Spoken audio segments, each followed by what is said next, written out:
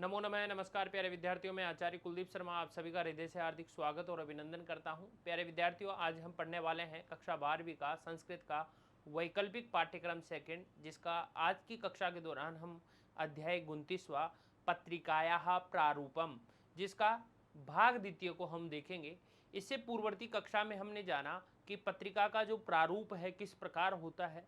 उसी के क्रम में आगे की ओर चलते हुए आज हम जो हमारी व्यंग्य चित्र इत्यादि है उनके विषय में जानेंगे। इसकी जो प्रणालियां हैं उसके विषय में हम जानेंगे। जैसा कि पूर्ववर्ती कक्षा में मैंने आपको बताया कि संस्कृत के क्षेत्र में, पत्रकारिता के क्षेत्र में संस्कृत का एक बहुत विशाल जो है भंडार है। एक ये स्वर्णिम अवसर भी है और जो है व्यापार के इसमें कई अवसर है। और साथ में ही हमें इसमें यदि कार्य करते हैं तो हमें ज्ञान भी हमारा निरंतर बढ़ता रहता है और ज्ञान हमेशा कैसा रहता है, जो है समसामयिकी की तरह बिल्कुल करंट रहता है। प्रारंभ करते हैं इसके आज के प्रारूप को। कहा गया है अपेक्षित सामग्री चयनम, कि आप कोई भी पत्रिका है उसका प्रारूप यदि आप बना रहे हैं, उसका प्रकाशन यदि आप कर रहे हैं, तो उसमें क्या क्या सामग्री अपेक्षित है, उसका चयन किस प्रकार करना है, इसके विषय में हम जानते हैं। कहा गया है वैविध्यम पत्रिकायाः सामग्र्याः वैविध्यम अपेक्षितम, उसमें विविधताएं होनी चाहिए, प्रामाणिकताएं होनी चाहिए। यह विशेष रूप से आपको ध्यान रखना है। जो पत्रिका है उसकी जो आप कोई भी पाठ्य सामग्री है वो कैसी होनी चाहिए, विविधताएं उनमें हो, उसमें प्रामाणिकताएं हो, उसमें जो है उपयोगिताएं अधिक हो, इस प्रकार की होनी चाहिए। मनोरंजकाः लेखाः कथा चुटुकल्याः व्यंग्यचित्राणि भविष्यफलम विज्ञापनानि इत्यादि पाठक वर्गस्य अनुसार भवेयु, और ये सब पाठक वर्ग के अनुसार होना चाहिए। जिस वर्ग का आपका पाठक है, जैसे मैंने विगत कक्षा में भी आपको बताया, यदि किशोर है तो समस्याओं से संबंधित, यदि कोई बालक आपका पाठक वर्ग है तो उनमें मनोरंजन की चीज़ें, चित्र इत्यादि ज़्यादा होनी चाहिए। जो है जैसा भी हो उसके अनुसार आपको पाठक वर्ग को ध्यान में रखते हुए, चाहे मनोरंजक लेख हो, चाहे कथा चुटकुले हो, व्यंग्य चित्र हो, भविष्य फल हो, विज्ञापन हो, ये सारे पाठक वर्ग के अनुसार होने चाहिए। यात्रा वर्णनानी, यात्रा का वर्णन यदि आप अपने जो पत्रिका है उसमें यात्रा का वर्णन कर रहे हैं तो चित्र इत्यादि भी उसमें हो तो ज़्यादा उचित होंगे। कस्यचित् पर्वतीय प्रदेशस्य अथवा तीर्थस्थानस्य अथवा द्वीप समूहस्य भौगोलिक ऐतिहासिक प्राकृतिक महत्वं सचित्रम यदि प्रकाशते तर्हि तेन पत्रिकायाः महत्वं वर्धते।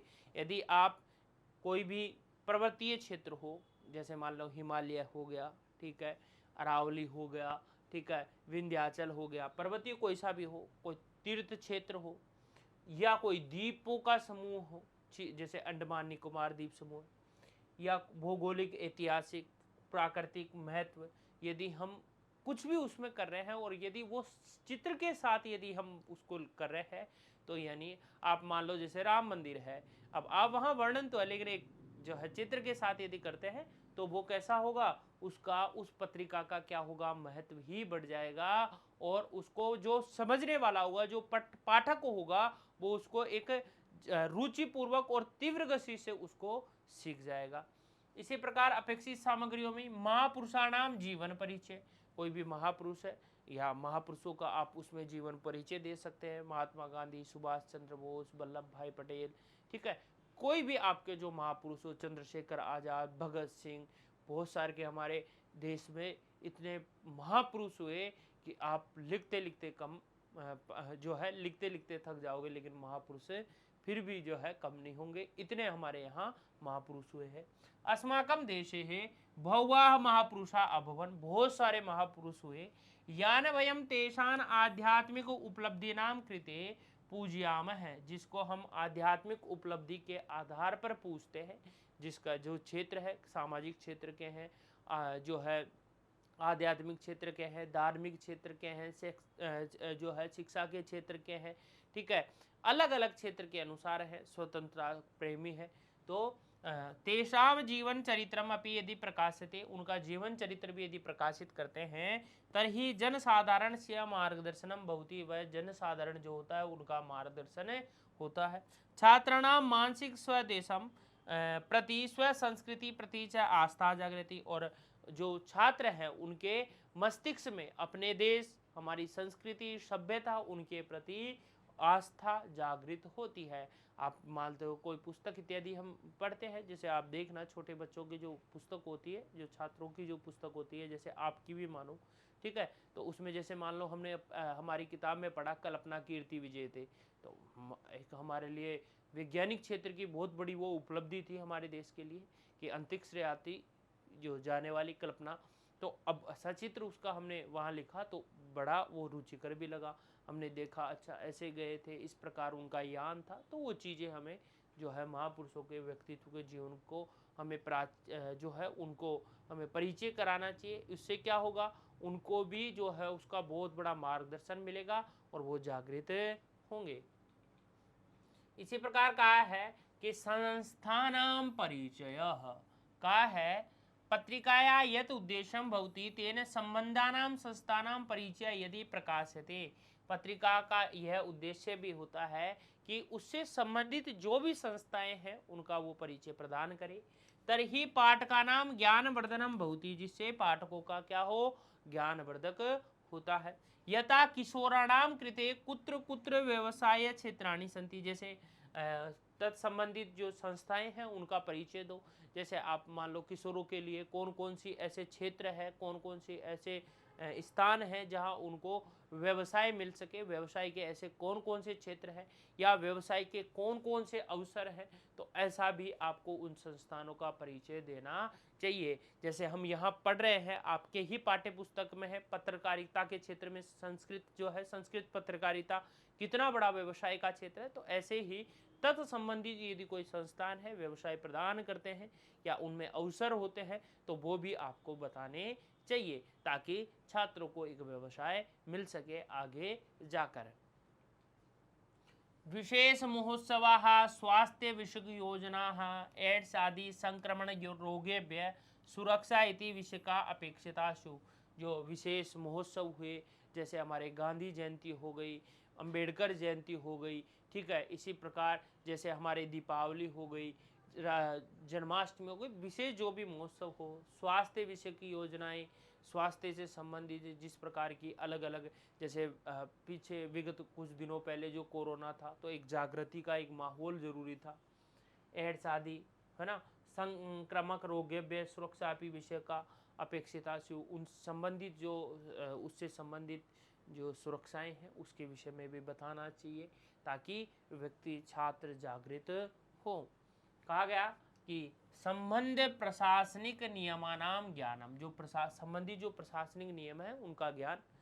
पाठक वर्ग से हिताय यो प्रशासनिक नियमः भवन्ति, पाठक वर्ग के हित के साथ साथ जो प्रशासनिक नियम है उनको भी जानकारी आवश्यक होती है, उनका भी हमें पूर्णतः पालन आवश्यक होता है।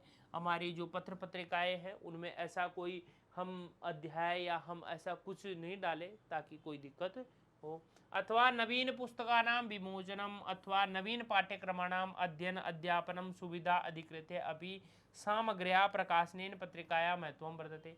कहते हैं पाठक वर्ग के हित के लिए जो प्रशासनिक नियमः भवन्ति, जो प्रशासनिक नियम होते हैं, अथवा नवीन पुस्तकानां विमोचन, कोई नई पुस्तक है उसका विमोचन हो रहा है, अथवा कोई नवीन पाठ्यक्रमाणां अध्ययन अध्यापन सुविधा अधिकृत है, कोई नवीन जो पाठ्यक्रम है उसकी अध्ययन और अध्यापन की जो सुविधा है उस पर अधिकृत करके भी सामग्र्या प्रकाशनेन, उनसे संबंधित जो सामग्री है वो भी प्रकाशन पत्रिकाया, उसके प्रकाशन से भी पत्रिका की महत्ता बढ़ती है। मतलब कोई भी मान लो कोई नवीन पुस्तक आई या कुछ, जैसे आप कोई पत्रिका छाप रहे हैं, आप जैसे डाल दिए राष्ट्रीय नवीन शिक्षा नीति, है ना, शिक्षा जो पॉलिसी है ना, नेप, तो उससे क्या होगा कि आपकी पत्रिका का क्या होगा, महत्व बढ़ेगा।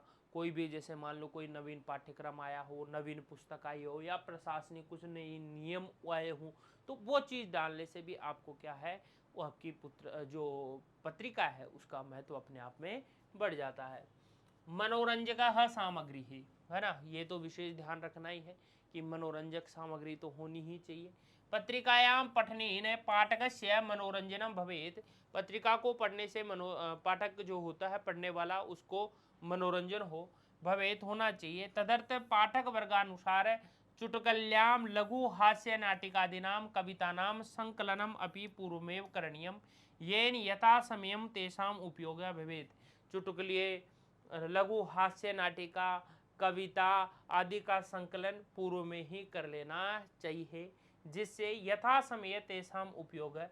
उस जैसा हमें जो लघु कथा, नाटक, मनोरंजन की चुटकुले इत्यादि इनका पहले ही संकलन कर लो, ताकि जैसे जो हम सामग्री लिख रहे हैं जब उसकी आवश्यकता पड़े तो वहाँ उसको लगा दो, ताकि क्या होगा, पाठक जो पढ़ने वाला है उसकी रुचि उसके प्रति, पत्रिका के प्रति बढ़ेगी, पत्रिका का महत्व भी बढ़ता है।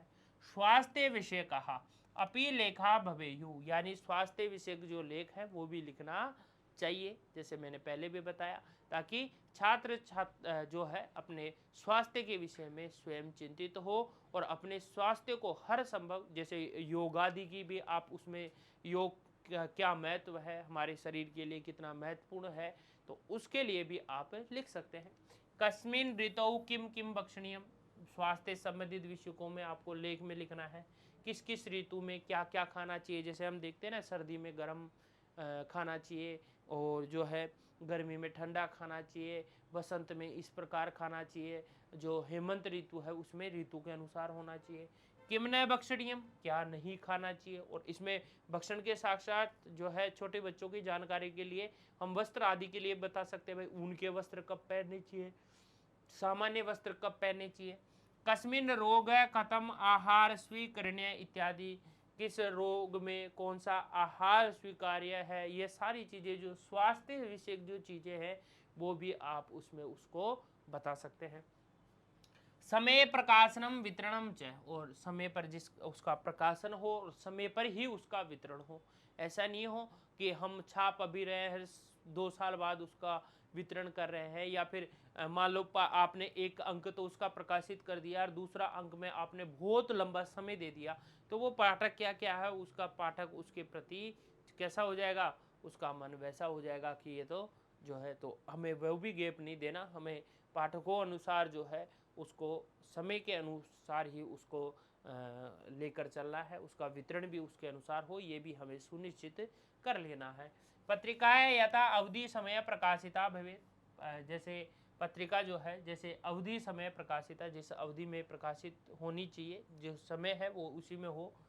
तस्य वितरणम अपि डाक द्वारा अथवा व्यवस्थाया अनुसारम समयेव भवेत, उसका वितरण भी चाहे डाक से हो चाहे जो भी आपकी व्यवस्था हो उसका अनुसार समय के अनुसार होना चाहिए। मध्य यदि अधिक अंतराल है भवती, यदि बीच में अधिक अंतराल होता है, जैसे मैंने कहा पहला अंक छाप दिया और दूसरे अंक के बीच में बहुत ज्यादा यदि गैप होगा तो पाठक वर्गेण से संबंधे शैथिल्य प्रजायते, किसी कैसा हो जाएगा, शिथिलता आ जाएगी उनके संबंधों के बीच में, अपि से समाप्त प्राय भवती, और उनकी रुचि जो होगी वो भी समाप्त हो जाएगी, संबंध भी सही नहीं रहेंगे और उनकी रुचि भी कैसे हो जाएगी, समाप्त हो जाएगी। इसलिए विशेष रूप से ये भी ध्यान रखना है। कहा है धन व्यवस्था, आप कोई भी पत्र पत्रिकाएं छाप रहे हैं, उसके प्रकाशन की, उसके टंकन की, मुद्रण की, उसके वितरण की, जो भी खर्च हो, जो भी उसमें व्यय हो, तो वो उसकी व्यवस्था आपको पहले ही कर लेनी चाहिए। यह नहीं हो कि आपने पुस्तक तो लिख दी, अब प्रकाशन पे वो रह गई, वहाँ व्यय नहीं कर पाए, उसका वितरण में वो रुक गई, तो ये सारी चीज़ें, ताकि भाई इसका हितार्थ ये है कि पाठक वर्ग के पास वो समय से पहुँचे, समय से उसका वितरण हो। कहते हैं धन व्यवस्था पत्रिकायाः मुद्रणाय धन व्यवस्था अपनी पूर्वमेव करणीयम, पत्रिका की मुद्रण आदि की जो धन व्यवस्था है वो पहले से कर लेनी चाहिए।